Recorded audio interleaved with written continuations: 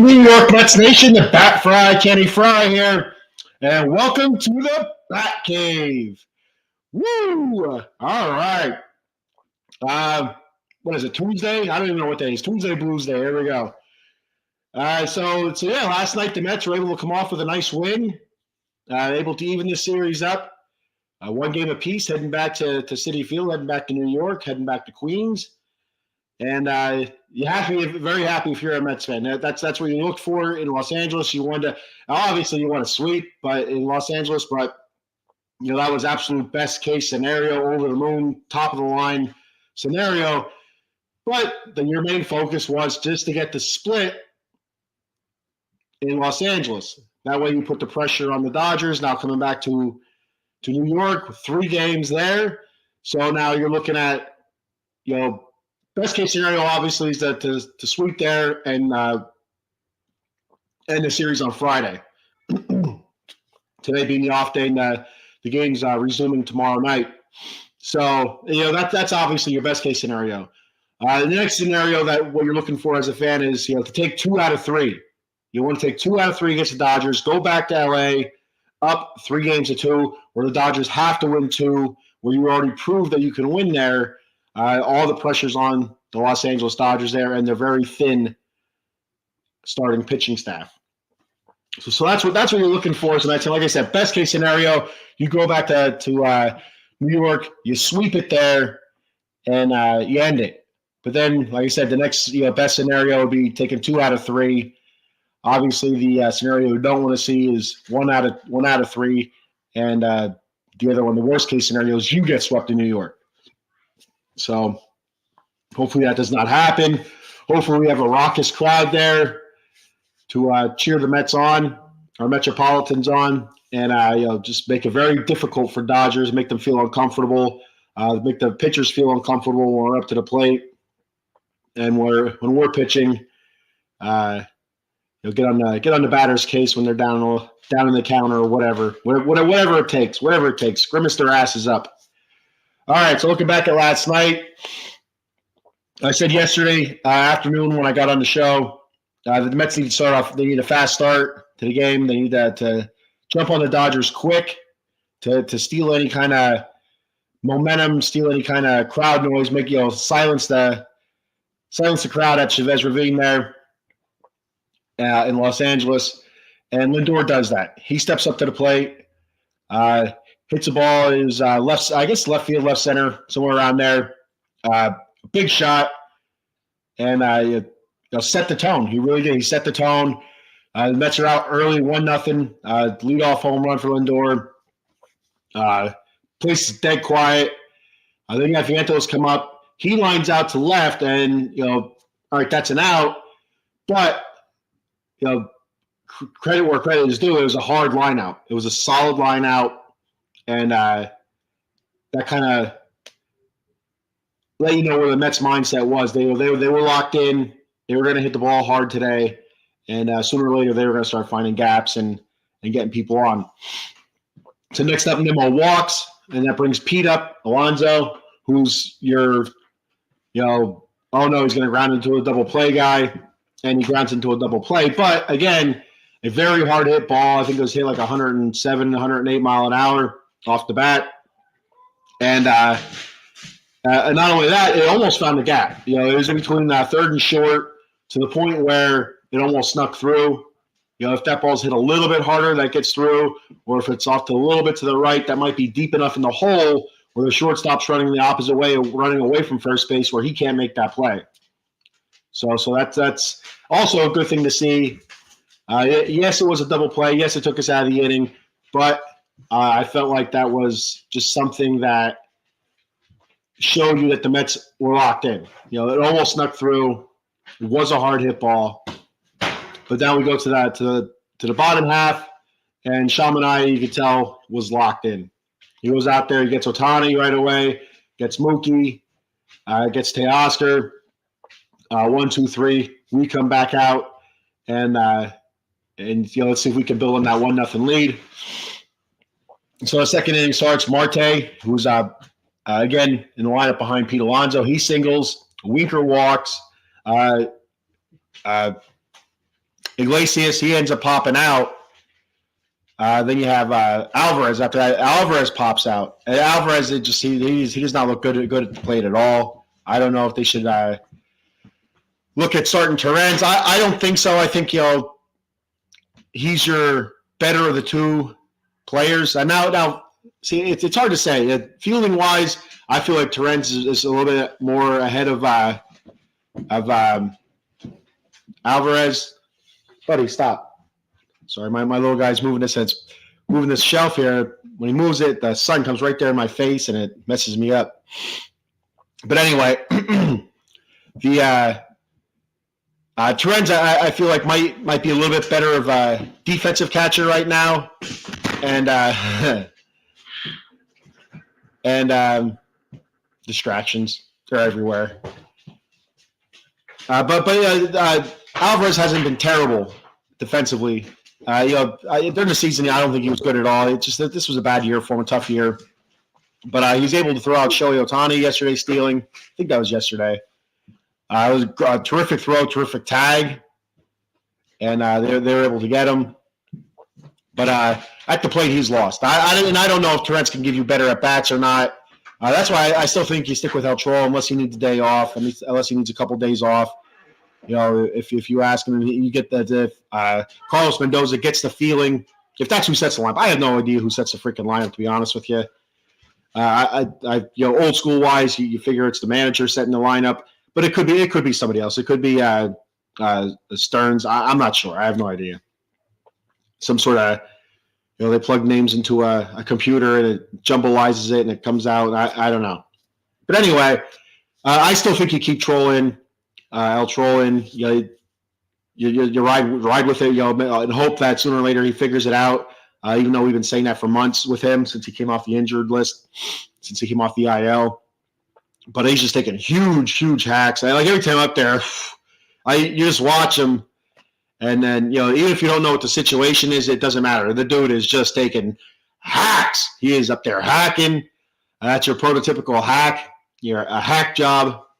Maybe it's a Halloween thing. I don't know. The ultimate slasher is right there, but he's hacking and he's not making solid contact. A lot of pop-ups, a lot of strikeouts in big situations. So not looking good there.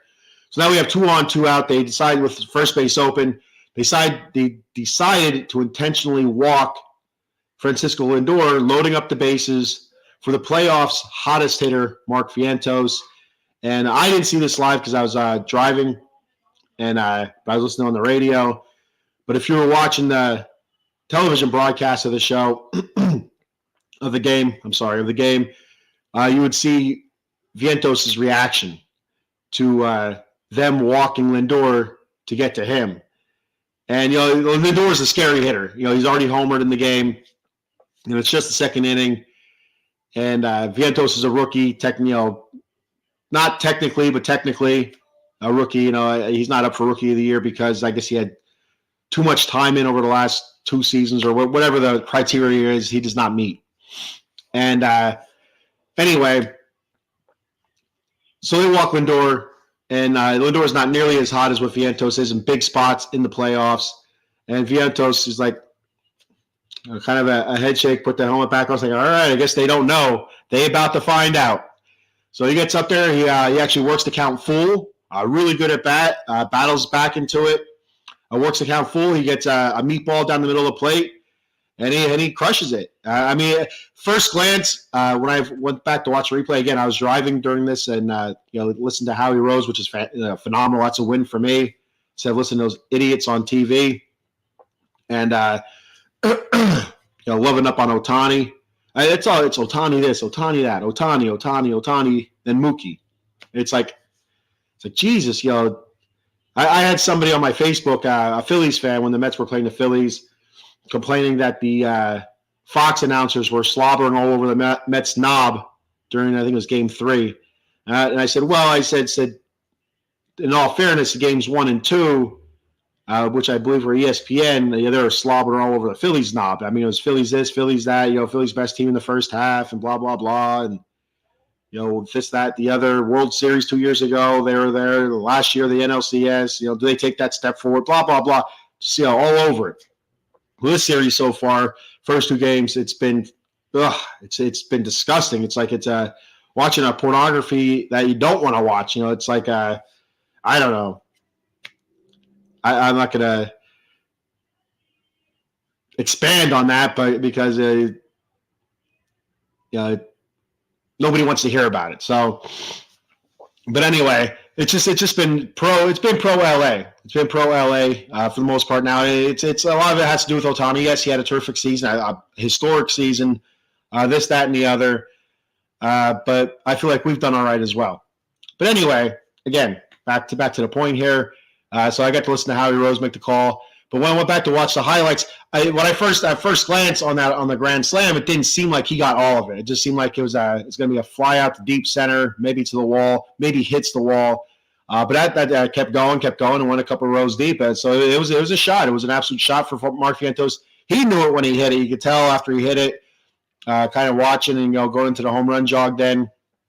So that puts the Mets up early 5-0, and it felt like we were going to cruise through this then, and maybe put up a couple more runs the way we were actually making contact with the ball, but went a little stagnant after that.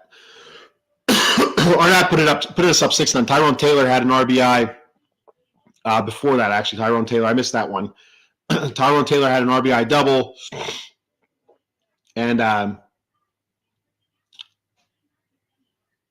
that's what loaded the bases. Yeah, Tyrone Taylor was on second. Then you had your walks to Iglesias, or not to Iglesias, to Winker. Marte singles. Tyrone Taylor knocks in. Here it is. Marte singles. Tyrone Taylor, Winker walks, then Tyrone Taylor knocks in Marte. So you have second, third. Alvarez, Iggy pops out, Alvarez pops out, and then Lindor walks. That's what it was. I missed Tyrone Taylor's RBI there to make it 2-0, which was felt big at that time. But then the grand slam made it 6-0 after 2. So it's huge. The Mets off to a great start in the game. You had to be feeling good as a Mets fan. And you also had to feel like that, we need to continue to keep adding runs on. Sean Manaea was great. You watch that game, Sean Manaea, and so the one player that the Mets were the announcers were slobbering all over that was a Met was Sean Manaea, but it wasn't him specifically. It was his arm. They kept talking about arm slot, arm angles, and the way he reinvented himself, and it was just over and over and over again. And he absolutely deserves the props. But if you watch any Sean Manaea start, second half of the season, especially down the stretch run in the playoffs, that's all they talk about. It gets old a little bit. But anyway, and all the credit to him. He put in a shit ton of work in the offseason to kind of reinvent himself and reinvent his repertoire, slot angle with the arm, all that good stuff. They showed the one at bat. I think it might have been Ohtani. When Ohtani struck out in the first, I believe, just that ball coming in and where his arm came out from, he's a lefty, all the way out to the side there, and the ball just coming all the way across and ends up on the right side of the plate on the outside corner. It would be if you're facing it. And such a hard pitch to pick up. It was a neat shot, that replay. And Manaea was on all the way up until the 6th inning. I ran into a bit of trouble. Got a comment here. Yuki Matsui says, R.I.P. Rally Snake. Yes, if you didn't see that, when what was his name, Brett Honeywell or whatever, when Honeywell was pitching for the the Dodgers, they were coming back into the dugout, and he abruptly stops at the top step and points, and you can read his lips, says, "Oh my God, there's a snake," and there's a tiny ass snake on the steps there, slithering about. Tells you that the Dodgers have been worshiping the devil, because the snake is the serpent is used in reference sometimes for the devil. So the Dodgers trying to sell their soul to the devil. So that's how I take it. That was the devil, in small form, and the grounds crew came over and they took care of the devil. So now the Dodgers sold their soul for nothing. So the Mets will go ahead and they'll sweep the rest of the games now that they don't have the rally snake, and that's it. Sorry, Dodgers. Your grounds guy killed the rally snake or did whatever. Released them into the wild, and Probably got ran over in LA traffic on the freeway somewhere. But I wonder what they did do with the snake. To be honest with you, I don't know if they would have killed it. I don't know. I'd hope they didn't kill it. Not that I'm a gentle soul myself. If it's in my backyard, I probably would have killed it. In my house, I had a snake in my house. I guess it was early summer, maybe, and I ended him. It was either him or me. Now granted, he was probably about maybe 6 to 10 inches long, somewhere around there. But it was either him or me. He was coming after me, and I said, you know what? I'm not going down today, little guy.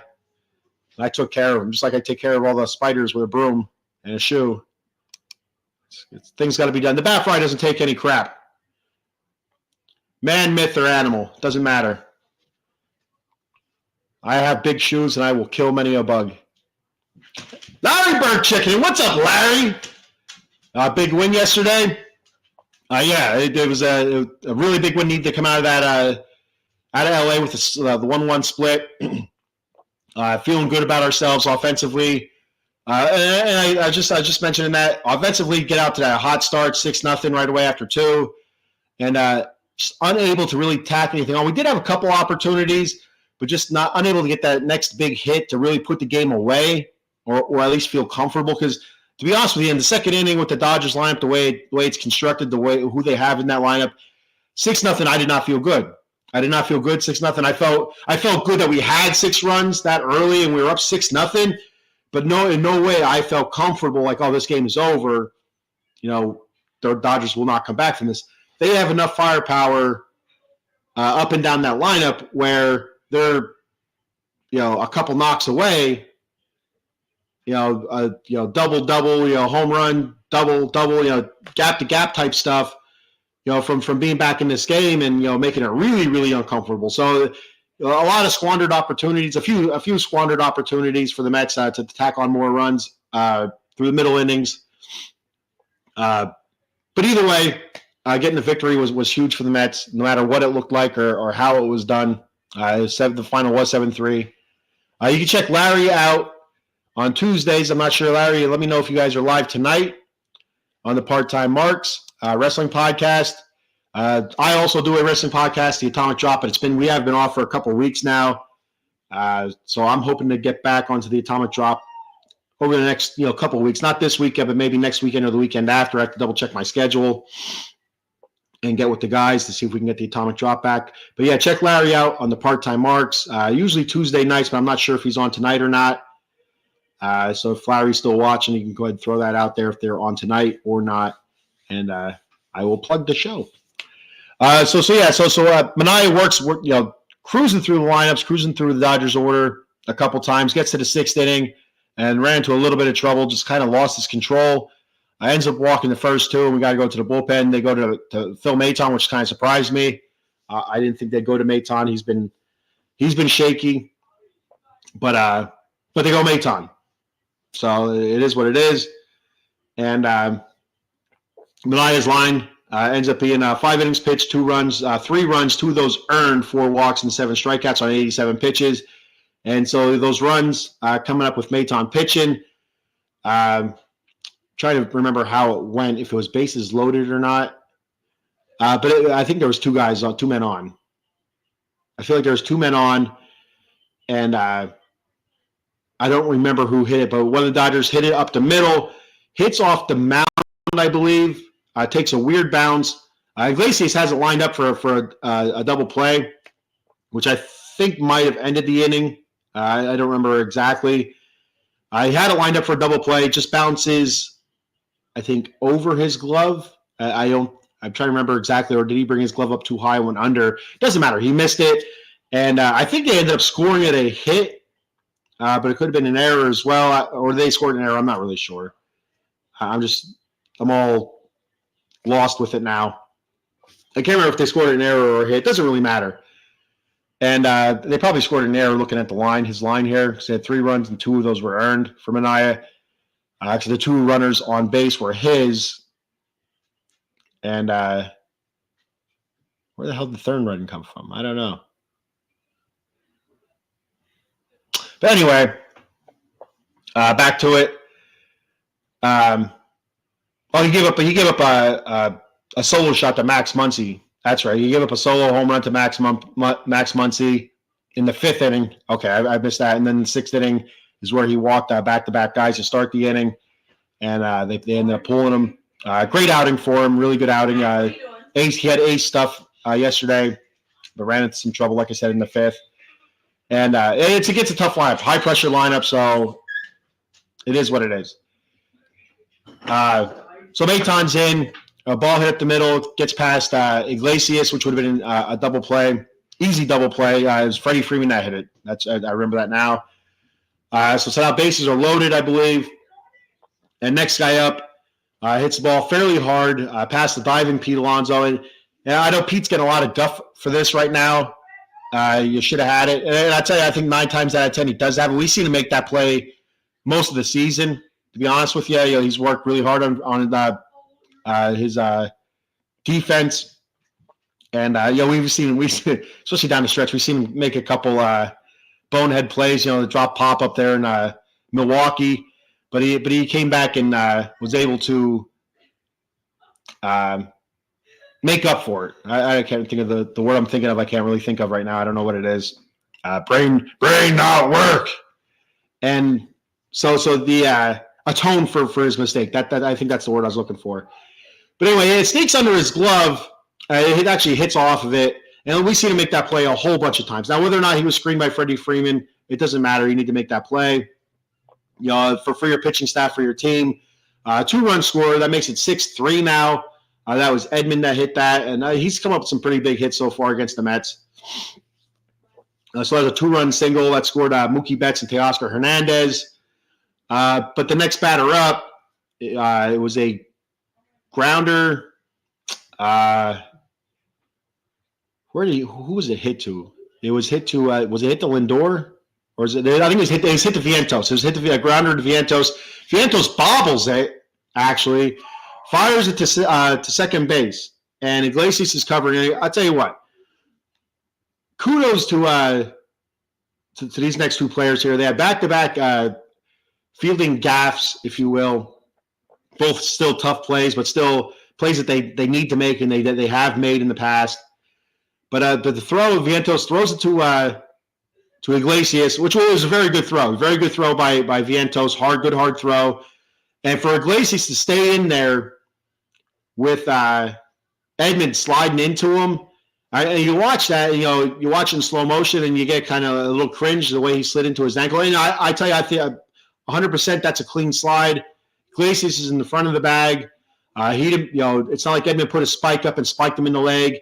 It was his back leg, the leg that's tucked when he's sliding, comes up into Iglesias' ankle a little bit, kind of flexes it a little bit, and you watch in slow motion, like he might be hurt, but he was good. Nothing, a little bit of a wince, and that was about it. One of those things like, oh my God, I don't want to get hurt, kind of thing. But he makes a good, strong throw to Pete. Now this throw here is high, and I guess it'd be off to Pete's right. And Pete has to take the back of the bag and stretch, and you have who was running down? It was it would have been Freeman. It would have been crud. Who's after Freeman? It was Edman. I don't remember who. It doesn't matter who it was. It was a Pages. I don't know, or was it Kike Hernandez? It was Kike. I think it was Kike. It was Kike Hernandez, and which good, very good hitter, especially in the postseason. And he's busting ass down the line, a good runner. And the throw is high into Pete's right, so Pete has to take the back of that bag, stretch for it, and hold that bag long enough while he's in air, stretching for that ball to enter his glove. And that ball enters the webbing of his glove. And as soon as it does, you can see the toe still on the bag, and then it comes off, where the Dodgers actually challenged to call at second and at first. It wasn't even close to second base. It was an easy out, an easy call there. But the one at first base with Pete holding the bag, that was a little bit closer. But again, you watch the replay. He keeps that toe on the base, stretching high into the right. That ball enters the webbing, toe is still on, and then a split second later, the foot comes off. So kudos to Iglesias to hanging in there. One, to Vientos to sticking with the play. to Iglesias to hanging in there with the guy, barreling into him, getting a good strong throw to Pete, and Pete stretching and holding that bag. A huge play there, huge inning-ending double play. If they don't get that and that inning continues, who knows what happens after that? If Kike, beats that out and run counts because the bases were loaded, who knows what happens there? So it's a great job by the Mets defense there. A couple of guys atoning for previous mistake, and later on in the game, Pete will get a chance to atone for it again. So you move on. Maton gets out of that, works his way into the next inning, gets an out there, ends up walking Ohtani, and they bring in Stanek. And Stanek looked good. The dude was firing in there. He looked really good. He was able to get through an inning and a third as well before they went to Edwin Diaz with an out left in the eighth inning. They bring Diaz in. He gets out of the eighth. So we move ahead to the ninth inning. And Pete walks. And they got a huge play right here, a huge play in the game. He takes a walking lead off of first base, and he ends up stealing the bag I don't remember who was pitching. It doesn't matter who was pitching for the Dodgers. He ends up stealing second base against the Dodgers. A huge heads-up play there. They weren't holding him on. They weren't checking him. You just figure Pete's not going to run. But he does it. Pete has good speed. For a big man, he has really good speed. And I know I've mentioned it before. Dude can motor. Dude can run. And it's funny to watch him run because he's a large man. And it's just funny. Watching him, lumber around the bases, and you realize the dude he had some get up. He is moving pretty fast. And so then Marte comes up after Pete steals that bag. Marte's up, and Marte hits a grounder up the middle. Now the grounder up the middle, straight center field. If that ball's hit any harder, I don't think Pete scores on this. I think it was hit perfect speed. It wasn't, roped to center field. It was just a ground ball up the middle. Makes its way over the second base bag to center field. Pete comes lumbering around third base, motoring home. Great slide to the outside part of the plate. Gets his hand in there before he gets tugged. Great job by Pete Alonso. Great hustle. Clutch hit again for Starling Marte, who wins this game 3 for 5. Great job there. So that was a huge insurance run. As of course, Edwin Diaz likes to try to kill all Mets fans with heart ailments, including myself. And before I get to that, got a couple comments here. We have Eileen checking in. What's up, Eileen? She said, I made it this time. Yes, you did. You made it this time, buddy. You made it to the Batcave. Yuki says, second and third run is when Iglesias muffed a double play ball and Edman singled under Alonso's glove. So yeah, that made it 6-3, and then they had that big double play right there. And then Enrique Hernandez, and it's funny because I know him as, everybody knows him as Kike, and I'm looking up the Dodgers lineup like, who the hell's Enrique Hernandez? I'm looking at the picture, I'm like, I think that's Kike Hernandez. I'm like, where the hell did they get Kike? But Enrique, Kike, I get it. But it took me, I didn't realize his first name was Enrique. I assumed it was Kike or whatever, however you want to say it. And Henriquez was the one that was pitching for the Dodgers. Yeah, you're right. 100% right there. Edgardo Henriquez. He was pitching for the Dodgers at that moment there in the ninth inning. So going to the ninth inning, the bottom of the ninth, 7-3, a huge insurance run because, Diaz out there. I mean, I was driving home from my daughter's softball practice. I'm on the edge of the seat. I'm just like, I can't handle this crap. Diaz he's trying to kill me. He's trying to give me a heart attack while driving. I'm going to wreck my truck and kill everybody. That's what's going to happen. So he goes out there, gives up a leadoff single to Pages there in the bottom of the ninth inning. It's like, oh my God, that's the last thing you want to do. The number 9 hitter, get his ass out at least. Don't leave anybody on base for Ohtani. Granted, it's a 4-run lead. It's not a 2-run lead. He's not going to hit a 4-run home run with one guy on base. But then he proceeds to walk Ohtani. So now you have 2 guys on and nobody out. It's like, this is bullshit. This is so much bullshit. I'm like, why do we have this freaking, typical Mets stuff, Mets fan stuff. I start spouting off. And then I turn to positive. I started like, all right, Edwin, let's settle down here, buddy. Let's go. Let's figure this out. And listening to Howie Rose kind of talking about it, and I can't think of who's with Howie Rose in the booth. But anyway, talking how they feel like that Diaz should kind of shy away from the slider a little bit, stick with the fastball, and that's what it felt like he was doing. The way they were calling it, it sounded like he was throwing a lot of fastballs then, and he was because he's throwing 98, 99, 100 mile an hour, and he was putting them in great spots. So he gets Mookie out. I mean, this isn't an easy lineup. He walks Ohtani, and you still have freaking Mookie Betts, former MVP, Teoscar Hernandez, terrific hitter. I think he had 30 home runs this year, 30-plus home runs. I could be wrong. Freddie Freeman, another former MVP. Yes, hobbled, but still a very, very good hitter. And a Met killer, from all those years with the Braves. Strikes Mookie out. He's able to strike Teoscar out. And then he strikes Freddie freaking Freeman out. Unbelievable. Great job by Edwin Diaz to settle his ass down, not let it get away from him like, it has many times this season. There we go. Keith Rad and Pat McCarthy. Yes, Keith Rad and Pat McCarthy. It was kind of funny. I listened to listening to Howie and the guys yesterday afternoon driving to my daughter's practice. I don't know what inning it was, probably third or fourth inning. But I guess one of the reads they had to do was for the rock band Disturbed, and how they're going on tour in celebration of their 25th anniversary of their first album, Down with the Sickness. And so I don't think Howie didn't do the read. I'm not sure if it was Keith or Pat. I feel like it was Keith. No, I don't know. It doesn't matter who it was, but it definitely wasn't Howie, because one of them said, "Oh, you should see Howie's face right now." And then Howie gets on. He's like Disturbed. And then they start talking about who was it? Crap. Somebody else from years ago. His name, I can picture him, but his name is escaping me. And about band names, and like what the hell were they come up with that band name from? So they're talking, so Howie Rose on our way back in through the next inning, play us into some Disturbed. He said, because I want to see what this sounds like, and they played him back in the next inning, and that's what they were playing was Disturbed, and it was just silence, and it was like, okay then. So I got a kick out. I was rolling. Me being a Disturbed fan and rock fan, I've seen Disturbed live a couple times, so I got a huge kick out of that. I thought that was hilarious. But anyway, back to the game.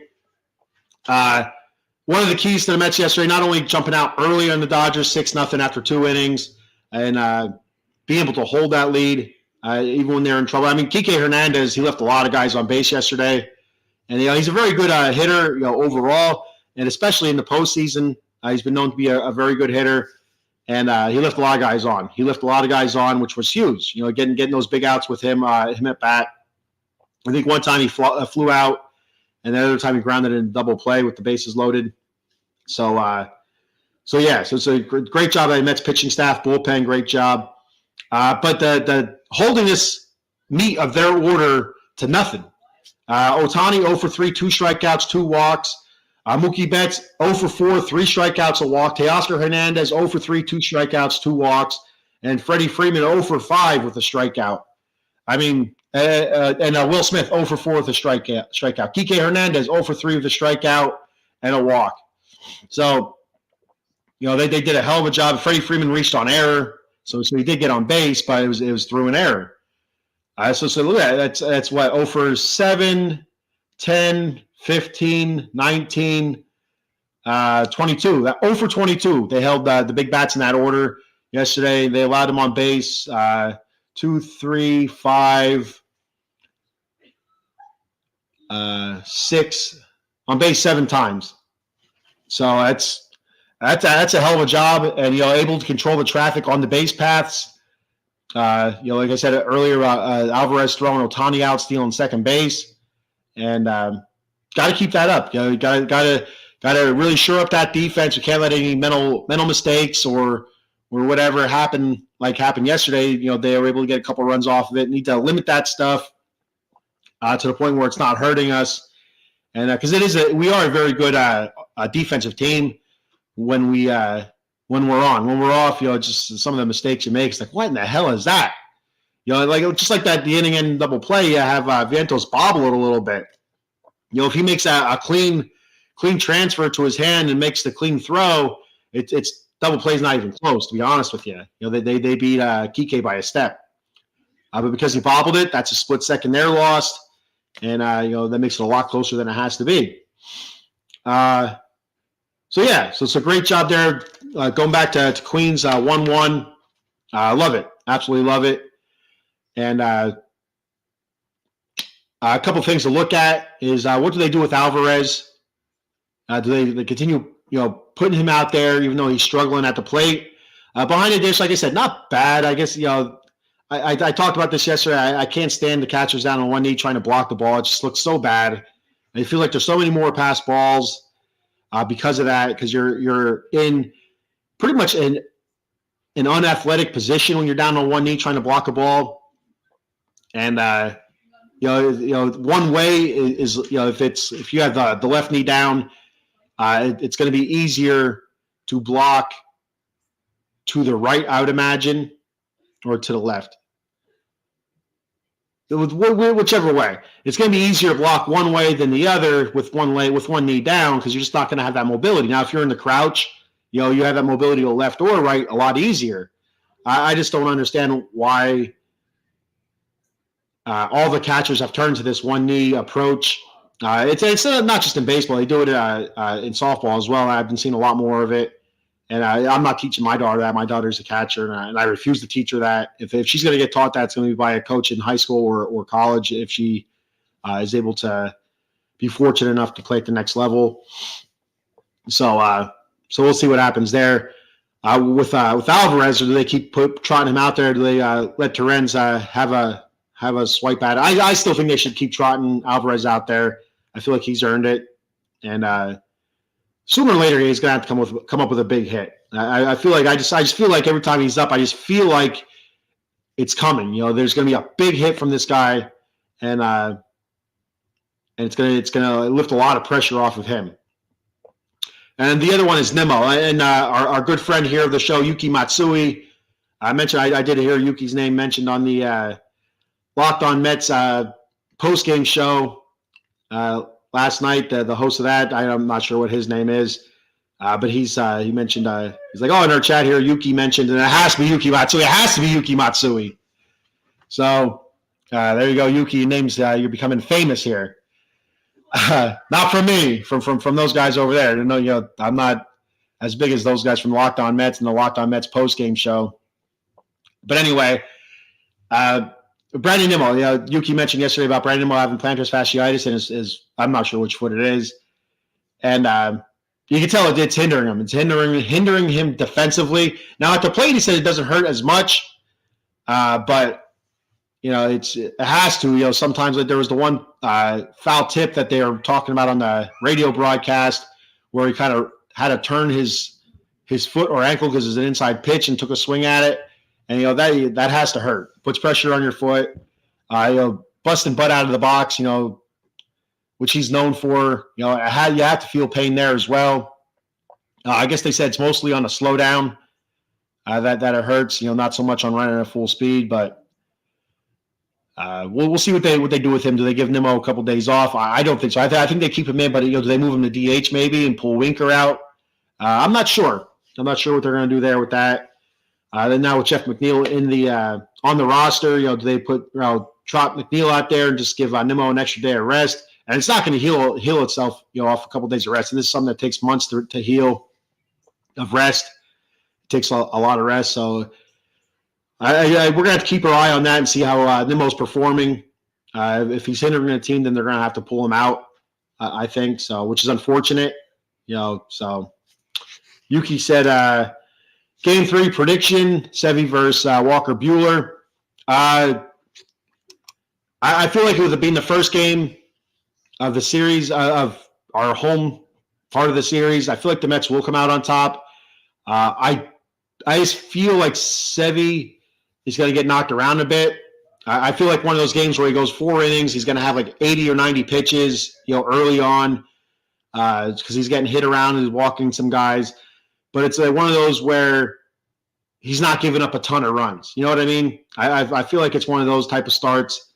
I hope it's not that. I hope that he comes out and he's dealing. He's looking fantastic. He's able to go 6-7 innings. That'd be awesome. But I also feel like the Mets come out of some of those innings unscathed if he is a little bit wild, if he is getting knocked around a bit, and I feel like it's a little bit higher scoring game. I feel like the Mets are going to come out in this one 8-7. I feel like it's going to be higher scoring. I feel like it's going to be some late inning heroics from Iglesias. I feel like Iglesias is going to have a game-winning hit in the 8th inning, a go-ahead hit in the 8th inning, and Diaz is going to come out there with a 1-run lead and then shut him down. I'm like, if it's a 1-run lead and then we bring Diaz in, oh my God, blood pressure is going to be through the roof. 40 degrees at game time, yeah, that sucks. Yeah, I know it's chilly here in Pennsylvania. It's straight up cold. I'm getting ready to go to my daughter's soccer game, so I got to hop off here in a minute or two. She has playoffs. League playoffs for her high school team coming up here in a little bit. I got to take the dogs to the room where they need their asses cut. They're all shaggy. So yeah. But that's my prediction. What's your prediction, Yuki Matsui, and anybody else watching? If you guys have a prediction for tomorrow's game in New York. Severino versus Walker Buehler. And last time Walker Buehler was out, gave up 6 earned runs to the Padres in that Dodgers-Padres series in the playoffs here. So we'll see what happens. I feel like the Mets will come out on top in the first game there back Queens game 3 and take a 2-1 lead. And I really do. I feel like they come out of the series, the next 3 here in Queens. I feel like they do take 2 out of 3. And I feel like I feel Peterson's going to start game 5. I feel like that's going to be a David Peterson start. I feel like he's going to pitch good. So I feel like it's going to go Mets, Dodgers, Mets. We're going to go back to LA up 3-2, and I feel like the Mets will take it in game 7. So Yuki says, I predict Mets win in 5. No LA games needed. That'd be awesome. That would be so fantastic. The odds are against them just to get, anytime, like even the 3-game series, during the regular season to get a sweep, it's a higher, the odds are much higher to win 2 out of 3. So I look at it as like a 3-game series, like during the regular season. You're more likely to win 2 out of 3 than 3 out of 3. So, and Eileen, the Yankee fan here, says, I hope you guys win and we get a Subway Series. Yes, the last time we had the Subway Series in the World Series was a disaster for the Mets. The one thing I do remember from that was the Mike Piazza home run in the game the Mets won. They lost that series 4-1 to the Yankees. And I felt like we were going to be back many times after that, and unfortunately we were not. Yuki says, I'm so confident. I'm placing a bet. Mets win in 5 with Ohtani betting slips. There you go. through Ohtani's bookie. I feel the Mets have the edge with the starting pitching, I believe. Walker Buehler, he hasn't been back that long since being on the injured list. He missed a couple starts there down the stretch, and then he comes back against the Padres, and like I said, gives up 6 earned runs. I don't know if it was how many innings pitched. It was 5 innings pitched. Let me take a look here. That's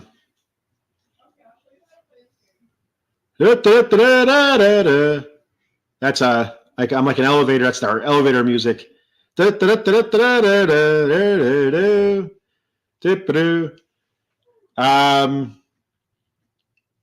innings pitched, 7 hits, 6 earned runs against the Padres. He had 1 walk and no strikeouts. And his start before that was the end of September, so he did have a couple starts at the end of September. I misread it earlier. I thought he was hurt then, but he was hurt before that. But he started against the Padres before that at the end of September.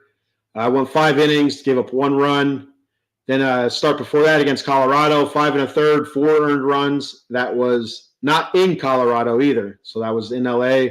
Then at Atlanta, he went 6 innings, 2 earned runs. So it's like every other game, he's getting blasted because in the game before that against the Cubs, he gave up 5 earned runs there. Against the Braves, he had 5 walks. Against the Rockies, 9 strikeouts. So Walker Buehler is not a bad pitcher. He's when healthy, he's a good pitcher, but he's not 100%. So it's our time to jump all over him. Like I said, I feel like tomorrow's gonna be a high scoring game. I hope not. I hope Sevy shuts him down, and I don't have to worry about that. So, all right. So before I get out of here and get the dog's hairy asses to the groomer, got a couple things I want to shout out here. And of course, we have our sponsor, Jason Fine, attorney Big Al. You reach Big Al at 1-800-HURT-123, 1-800-HURT-123. Jason Fine specializes in motor vehicle accidents, slip and fall, workman's comp, and personal injury claims. He has 3 office locations conveniently located throughout Pennsylvania and New Jersey. His office in New Jersey is located in Cherry Hill on 3 Greensward Lane. The phone number there is 856-209-5258. And in Pittsburgh, he has an office located on 500 Grand Street, Suite 2900. The phone number there is 412-365-8151. And in Philadelphia, his offices are located in 1628 JFK Boulevard, Suite 2120. The phone number there is 267-888-2980. That's Jason Fine, attorney Big Al. And also, for me and Out of the Box Sports, you follow Out of the Box Sports on YouTube and X at OOTBox Sports. Once again, our handle on YouTube and X is at OOTBox Sports. Give them a follow and subscribe. And for myself on X, you can find me at The Batcave, OOTBS. On X, it's at The Batcave, OOTBS. And my YouTube channel, if you call it a channel or whatever the hell you call it, is at The Batcave _OOTBSE. Once again, at The Batcave _OOTBSE. Give me a follow and subscribe if you don't mind. I appreciate it very much.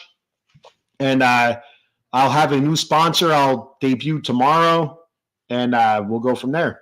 So we'll put that up there, and you guys will buy from them, and everybody will be happy. All right. So that's all I have for today. I appreciate everybody for checking the show out. I'll be live again tomorrow morning with the Batcave. Well, hopefully tomorrow morning. Tomorrow morning or tomorrow afternoon. We'll see how it goes.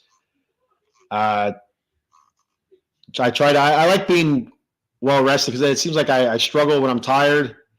And I'm not going to get into it again. I talk about this all the time. All right, so that's all I have for today. I'll see you guys tomorrow. And same bat time, different bat time, same bat channel. And let's go Mets.